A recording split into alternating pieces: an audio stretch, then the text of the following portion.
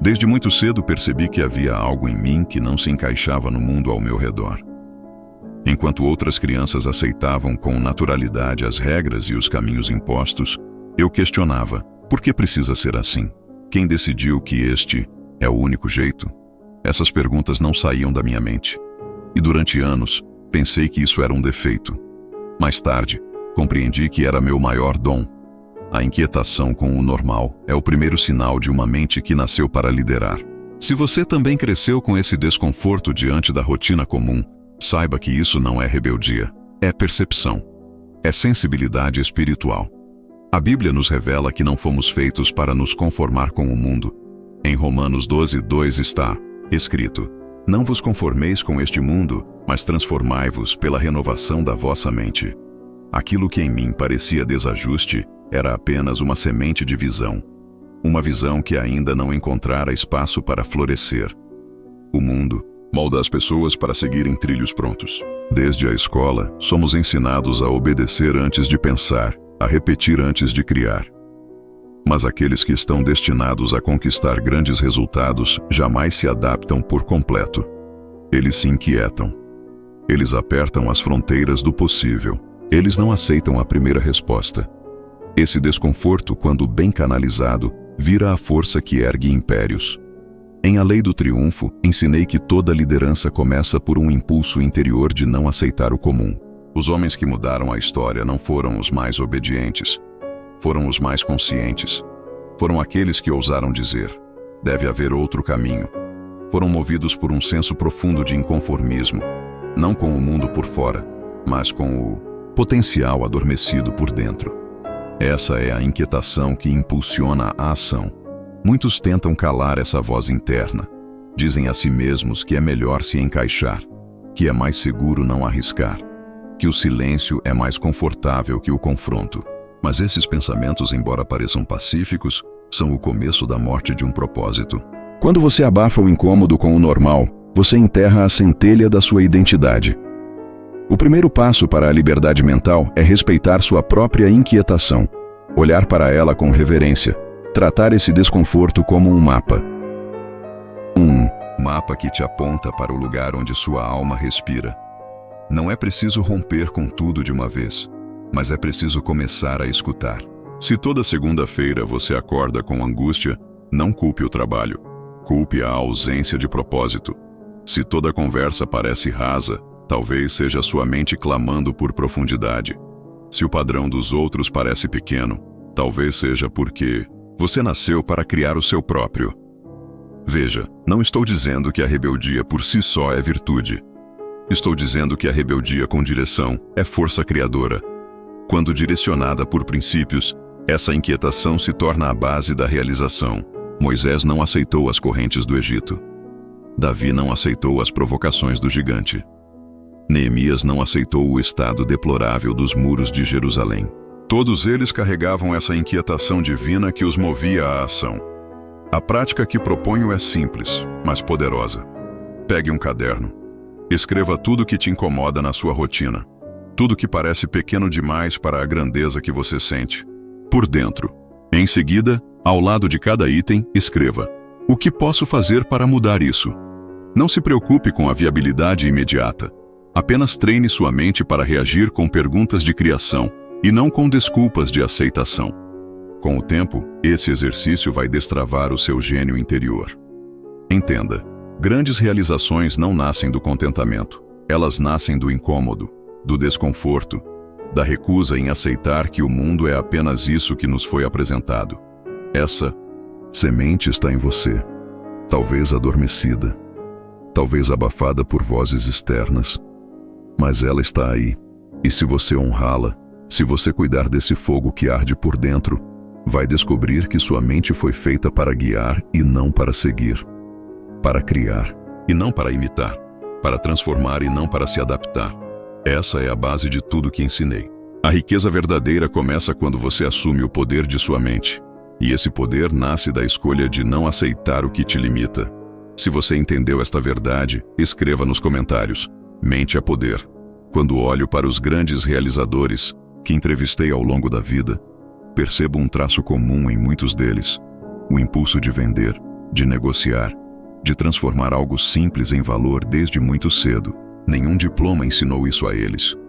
Nenhuma planilha os orientou. Era algo mais profundo. Um instinto. Uma inclinação natural para o comércio. Se você, ainda criança, trocava figurinhas com lucro, vendia doces na escola, oferecia serviços aos vizinhos ou criava suas próprias ideias de negócio, você já estava dando seus primeiros passos no mundo da geração de riqueza. Ainda sem saber, já treinava habilidades que a maioria só começa a desenvolver na fase adulta. E aqueles que começam mais cedo, inevitavelmente vão mais longe. Por quê? Porque o dinheiro é apenas um reflexo do valor que conseguimos entregar. E quanto mais cedo se aprende a gerar valor, mais cedo se atrai prosperidade. Em quem pensa enriquece, deixei claro. Todo acúmulo financeiro sustentável nasce de uma ideia organizada, colocada em ação com propósito. Mas antes da técnica, vem o instinto. E esse instinto muitas vezes se revela na infância. Uma criança que cria formas de monetizar o que ama não está sendo apenas esperta ou brincalhona.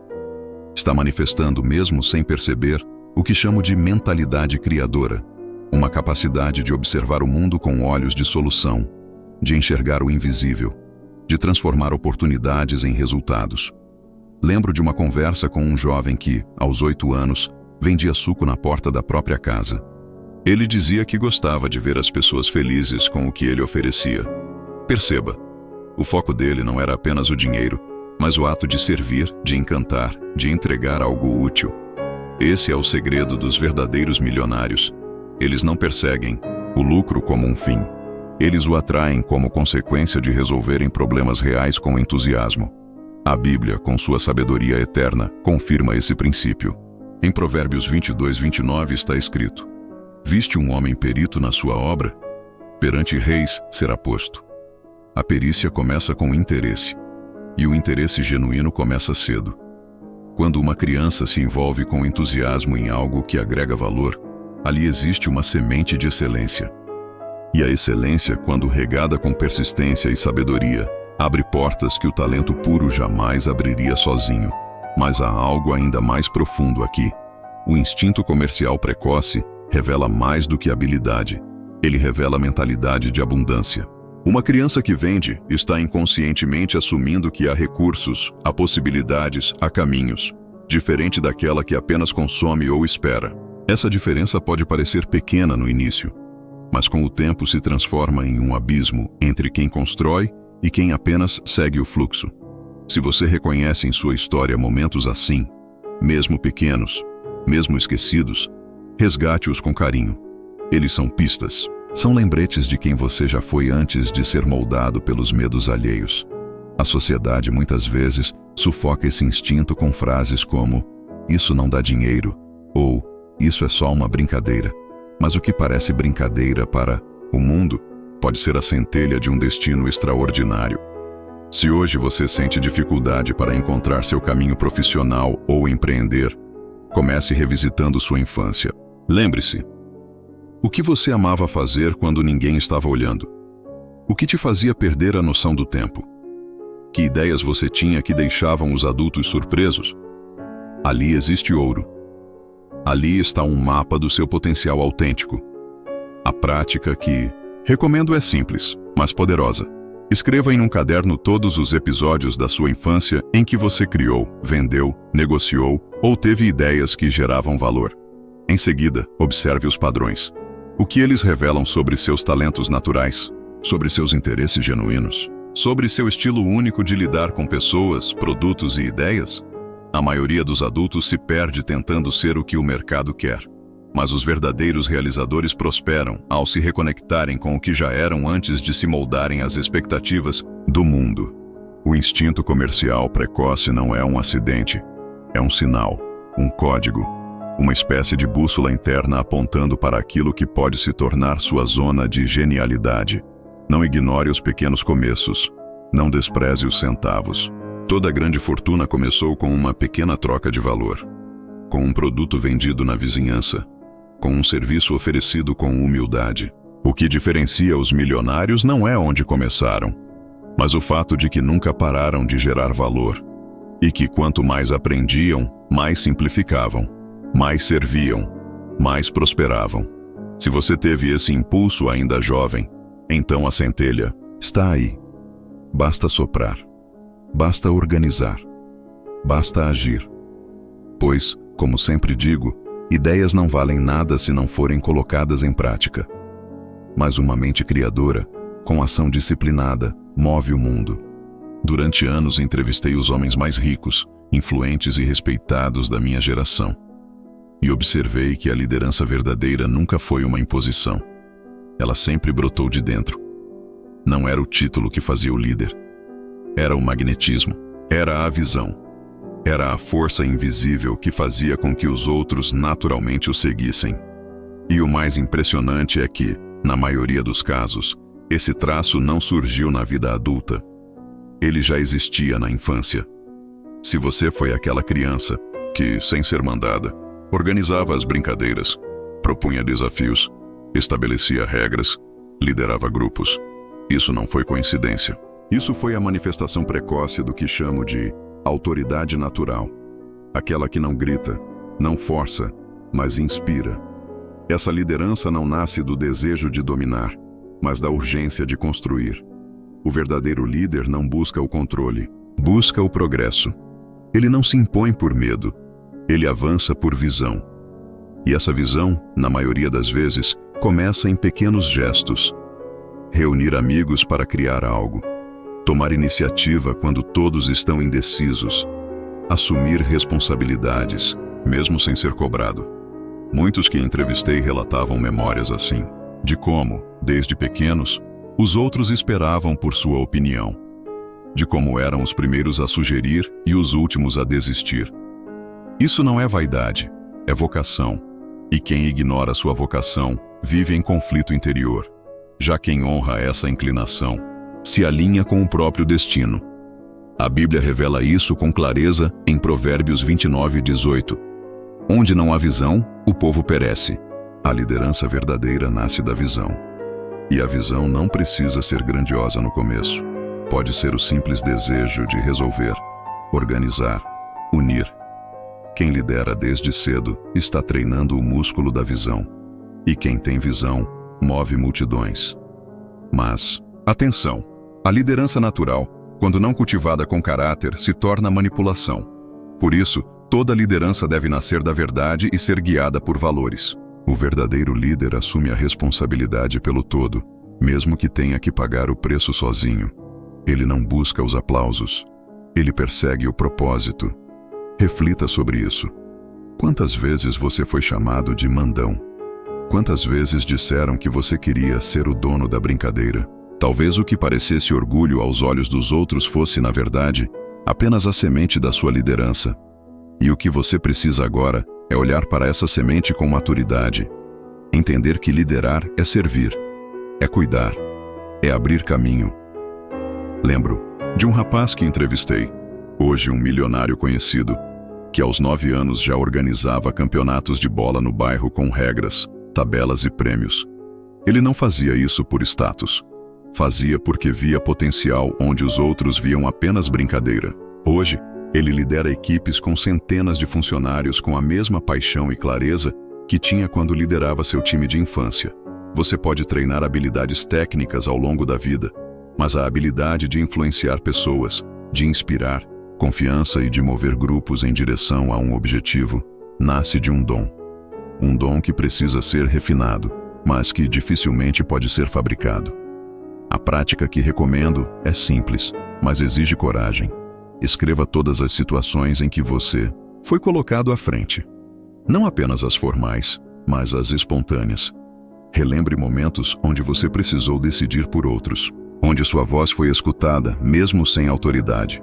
Em seguida, reflita: você foge da liderança ou a está ignorando por medo do peso? Quem foge da própria liderança geralmente vive insatisfeito. Sente que está aquém de si mesmo. Porque a liderança é, antes de tudo, um chamado. E fugir desse chamado é viver fora do lugar. Outra prática poderosa: escolha 3 pessoas que te respeitam. Pergunte a elas em que situações enxergam sua capacidade de liderar. Você ficará surpreso com o que ouvirá. Às vezes, os sinais estão tão claros que só não os enxergamos porque nos acostumamos a nos diminuir. E por fim, compreenda que o mundo precisa de líderes que ouvem, que protegem, que enxergam o invisível e andam mesmo quando ninguém os acompanha. Se isso arde em você, então é porque essa chama foi colocada com propósito, não para alimentar o orgulho, mas para iluminar caminhos. A liderança natural não se ensina em escolas. Ela se revela nas decisões silenciosas, nos gestos firmes, nas convicções que resistem ao tempo. Se isso viveu em você desde cedo, então, talvez não seja exagero dizer: você nasceu para conduzir. E quem conduz com sabedoria, prospera. Não só em finanças, mas em influência, em propósito, em impacto. Desde muito cedo, percebi algo curioso entre os homens e mulheres que acumularam grandes riquezas e impacto. Nenhum deles gostava da ideia de depender dos outros, nem emocionalmente, nem financeiramente, nem mentalmente. Essa aversão à dependência não era arrogância, era um chamado interior para a liberdade, um grito silencioso de que nasceram para ser autores da própria história. Se você, ainda criança, rejeitava ser conduzido sem explicações, se sentia incômodo ao pedir permissão, até para coisas simples, se preferia errar tentando por si mesmo a acertar sendo guiado, então, já carregava em si um dos pilares da mente milionária, o desejo de autonomia. Fui chamado de teimoso muitas vezes na juventude, mas com o tempo, entendi que o nome certo era outro: determinação. A mesma determinação que fez com que Thomas Edison ficasse de pé após 1000 tentativas falhas, que levou Henry Ford a criar um modelo de produção que o mundo inteiro julgou impossível. Nenhum deles aceitou ser apenas peça de um sistema. Todos quiseram construir o seu. A Bíblia valoriza essa força interior. Em Gálatas 5:1 está escrito: foi para a liberdade que Cristo nos libertou. Isso vai além do sentido espiritual. É também um princípio de vida. Fomos criados para crescer, assumir responsabilidades e agir com propósito. Não para viver eternamente como vítimas ou dependentes do esforço dos outros. Muitos confundem essa sede por independência com rebeldia. Mas há uma linha clara entre as duas. A rebeldia grita para romper regras por orgulho. A independência age em silêncio para conquistar espaço com responsabilidade. O verdadeiro desejo por independência vem acompanhado de esforço, de busca por conhecimento, de resistência à acomodação. Lembro-me de um garoto que conheci ainda jovem. Aos 12 anos, decidiu que queria ganhar o próprio dinheiro para comprar um presente para a mãe. Lavou carros, vendeu limonada, arrumou quintais. Não fez fortuna naquele verão, mas construiu o que eu chamo de músculo da independência. Hoje, esse mesmo garoto lidera uma multinacional e ainda fala com orgulho do dia em que pôde comprar aquele presente com o próprio esforço. Você quer um teste simples? Reflita.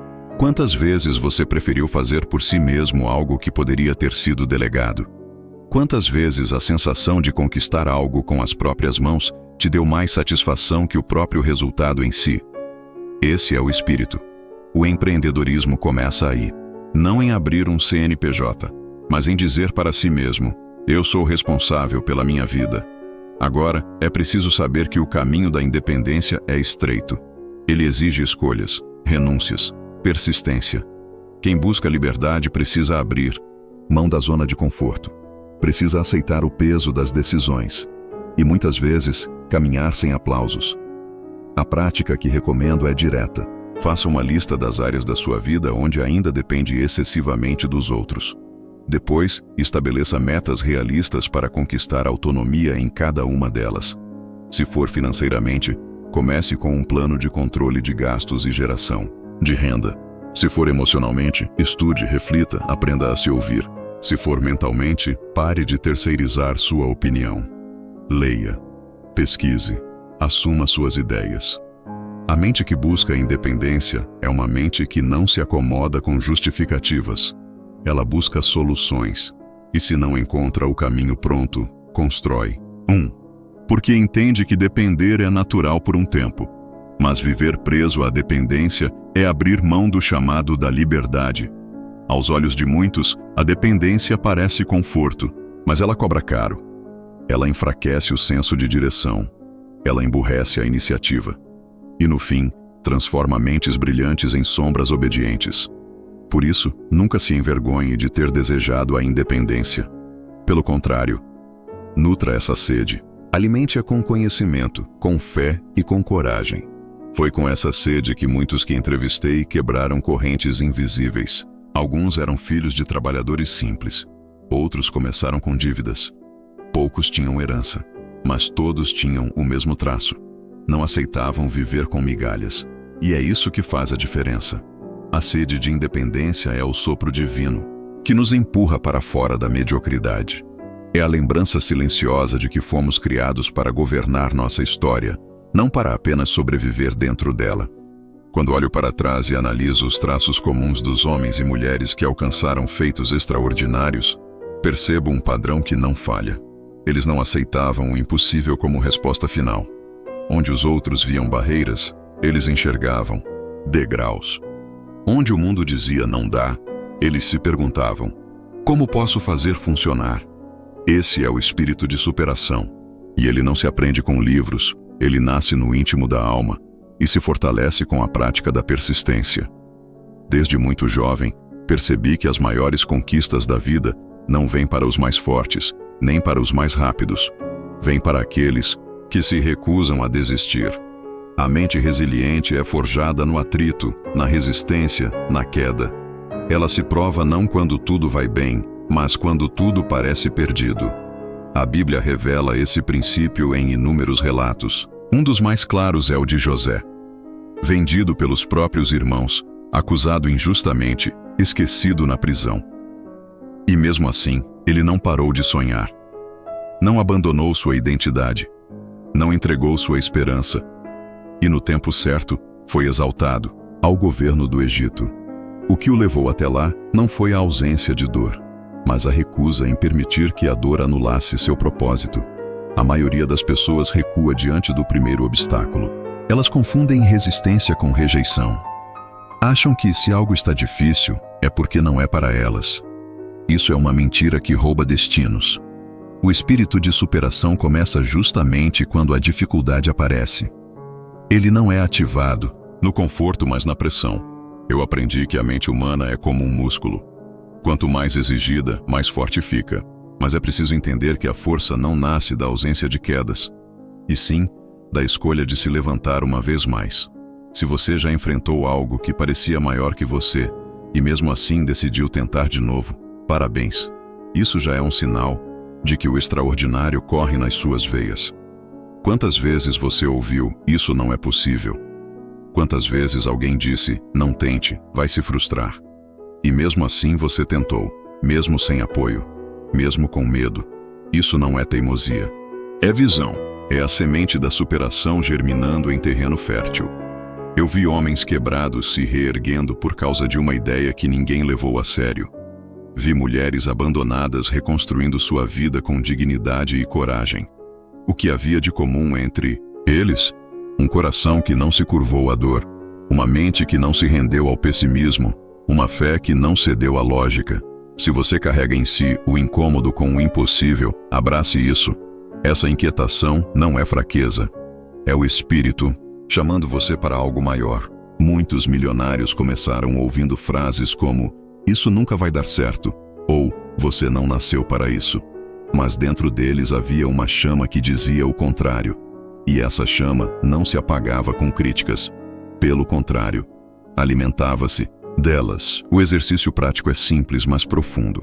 Pegue um papel e escreva 3 situações em que você ouviu um "não pode" e mesmo assim tentou. Lembre-se das vezes em que caiu e levantou. Traga à memória os momentos em que tudo indicava desistência, mas você seguiu. Essas memórias são provas vivas de que você é mais forte do que pensava. Depois, estabeleça um compromisso consigo mesmo. Toda vez que ouvir um não, pergunte: o que posso fazer diferente? Troque a frustração pela curiosidade. Em vez de dizer, isso é difícil demais, diga, quais caminhos ainda não tentei? A diferença entre o fracassado e o vitorioso está na pergunta que fazem diante da dificuldade. Lembre-se também das palavras de Paulo em Romanos 5:3-4. Gloriemo-nos nas tribulações, sabendo que a tribulação produz perseverança. A perseverança, um caráter aprovado. E o caráter aprovado, esperança. A dor não vem para destruir. Ela vem para desenvolver. Quem supera o impossível torna-se um líder. Porque ao vencer suas batalhas, ele se torna capaz de ajudar outros em suas guerras. O espírito de superação não é egoísta. Ele multiplica esperança por onde passa. Ele transforma cada cicatriz em testemunho e cada queda em alicerce. Se você carrega dentro de si essa chama que recusa a estagnação, não a apague. Cultive-a com ações, alimente-a com fé, proteja-a dos que tentam soprar dúvidas, porque no final, o que separa os grandes dos comuns não é o talento, nem o dinheiro, nem a sorte. É a decisão firme de continuar quando tudo pede para parar. Quando eu falo sobre sucesso, muitos imaginam multidões, reuniões, aplausos e conquistas públicas. Mas o verdadeiro ponto de virada na vida de qualquer pessoa rara acontece no mais absoluto silêncio. A mente que se forma na multidão é frágil. A que se estrutura na solidão é inabalável. Desde minha juventude percebi que aqueles que seriam líderes no futuro tinham algo em comum. Eles não fugiam do silêncio, eles se encontravam nele. Enquanto muitos buscavam distrações para fugir de si mesmos, esses indivíduos usavam a solitude como laboratório para suas ideias. O que chamam de solidão, eu chamo de incubadora de genialidade. Você talvez se lembre de ter sido assim. Enquanto outras crianças gritavam no pátio ou pediam atenção, você encontrava prazer em observar, refletir, imaginar. Você criava histórias. Você fazia perguntas internas. Você construía castelos de pensamento que mais tarde se tornariam planos reais. Isso não foi acaso. Isso foi um prenúncio do que você seria capaz de realizar. A Bíblia mostra o poder do silêncio em toda a sua extensão. Quando Deus quis revelar algo profundo aos homens, ele os levava ao deserto. Foi no isolamento que Moisés recebeu os 10 mandamentos. Foi na caverna que Elias ouviu o sussurro de Deus. Foi no monte que Jesus se retirava para orar, longe das multidões. Sempre que há algo grandioso para nascer, o céu faz silêncio ao redor. No livro Quem Pensa Enriquece, eu ensino que a imaginação organizada é um dos pilares da riqueza. E onde a imaginação floresce com mais liberdade? Na mente que aprendeu a ficar sozinha sem medo. No pensamento que não se distrai, mas se aprofunda. No coração que não se esvazia na solidão, mas se enche de propósito. O hábito de estar consigo mesmo, longe de ser um traço de timidez ou isolamento social, é um traço de introspecção refinada. E isso é raro. A maioria corre para o barulho porque tem medo do que vai encontrar quando tudo silenciar. Mas aqueles que vencem essa barreira descobrem dentro de si uma fonte que não seca, uma criatividade que não depende de aprovação externa, uma direção que não muda ao sabor das vozes alheias. Se você já teve prazer em ficar sozinho, em pensar por horas, em anotar ideias que ninguém compreendia, então você já começou a desenvolver o músculo mais poderoso que existe, a autonomia de pensamento. E essa autonomia é o berço da liderança, da inovação e da liberdade financeira. Quero te dar um exemplo prático que vi ao longo da vida. Alguns dos maiores empresários, inventores e líderes que entrevistei para minha obra tinham o mesmo hábito. Reservaram um tempo diário para pensar. Não era para planejar, nem para calcular, nem para estudar. Era apenas para pensar. Silêncio total. Caneta na mão. Ideias à solta. E foi nesses períodos que nasceram algumas das decisões mais lucrativas e inovadoras da história. Você pode aplicar isso agora mesmo. Separe 15 minutos por dia. Sente-se em um lugar sem ruído, sem celular, sem conversas. Deixe sua mente vagar. Deixe os pensamentos emergirem. E então comece a escrever. Sem filtro, sem julgamento. Apenas registre. Essa prática, quando feita com constância, é mais poderosa que muitas sessões de mentoria. A Bíblia diz em Isaías 30:15, na quietude e na confiança estará a sua força. Essa frase encerra um segredo que poucos compreendem. Sua força está no silêncio. Sua confiança nasce quando você para de se distrair e começa a se ouvir. A mente focada, em silêncio, torna-se uma antena que capta ideias que o barulho nunca deixaria entrar. Se você um dia sentiu que gostava de estar só para pensar, não se envergonhe disso. Pelo contrário, honre esse instinto. Ele é nobre.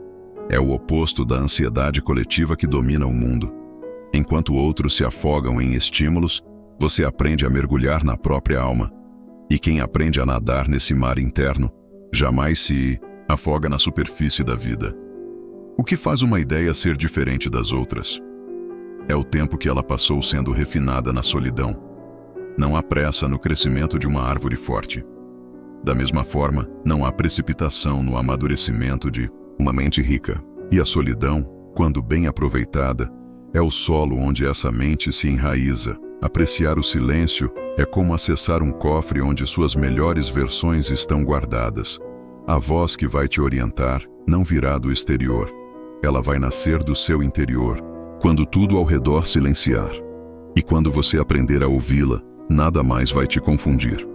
Quando olho para os homens e mulheres que conquistaram grandes feitos na vida, percebo uma marca comum desde os primeiros anos. Uma curiosidade que não se contentava com respostas rasas.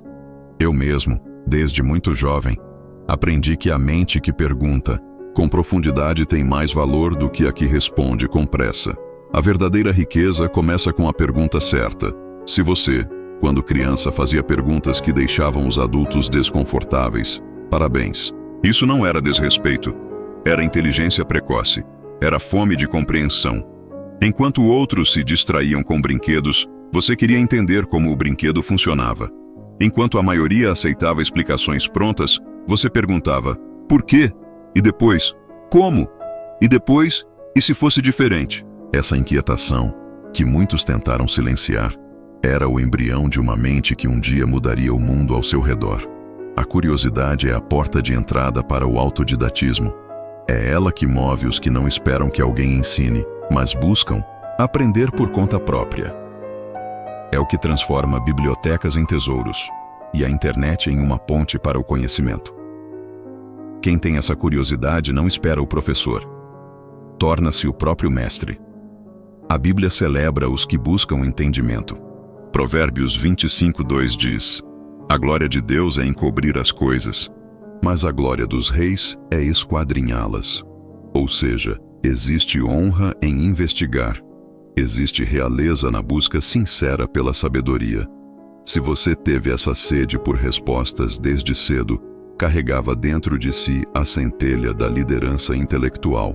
Isso, meu amigo, não se aprende com o tempo. Nasce com você. Pense comigo.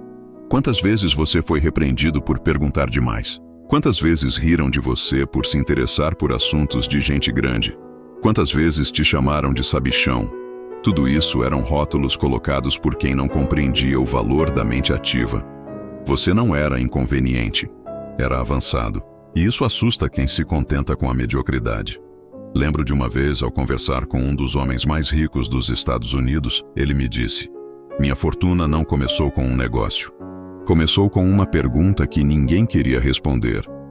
Essa é a diferença entre quem sobrevive e quem transforma. Um aceita o que vê. O outro questiona até enxergar o que ainda não existe. A prática da curiosidade é simples, mas exige coragem. Coragem de parecer estranho, de não aceitar o óbvio, de estudar temas fora do seu meio, de se aprofundar onde todos passam correndo. Leia livros difíceis, pergunte coisas incômodas, ouça quem pensa diferente. Questione até suas próprias certezas. Porque o conhecimento verdadeiro nasce da fricção entre a dúvida e a verdade. A curiosidade, quando canalizada com disciplina, vira inovação. E inovação é a semente da fortuna. Cada produto revolucionário, cada serviço disruptivo, cada ideia milionária nasceu de alguém que olhou o mundo e disse: e se fosse de outro jeito? Jesus, o maior mestre da história, respondia perguntas com outras perguntas. Porque ele sabia que a mente só cresce quando se expande pelos próprios caminhos. Ele não dava tudo mastigado. Ele provocava reflexão. E você, se herdou esse tipo de inquietação carrega um traço divino de construção. Nunca se envergonhe da sua curiosidade. Alimente-a, defenda-a, expanda-a, porque o mundo de amanhã será moldado pelas perguntas que você se permite fazer hoje. E cada vez que você se recusa a aceitar o mundo como ele é, você dá um passo para criar o mundo como ele poderia ser. Por isso, se você chegou até aqui, com essa chama acesa, eu quero que comente aqui embaixo: mente inquieta. Sempre assim saberei que você faz parte da rara minoria que pensa, pergunta e transforma.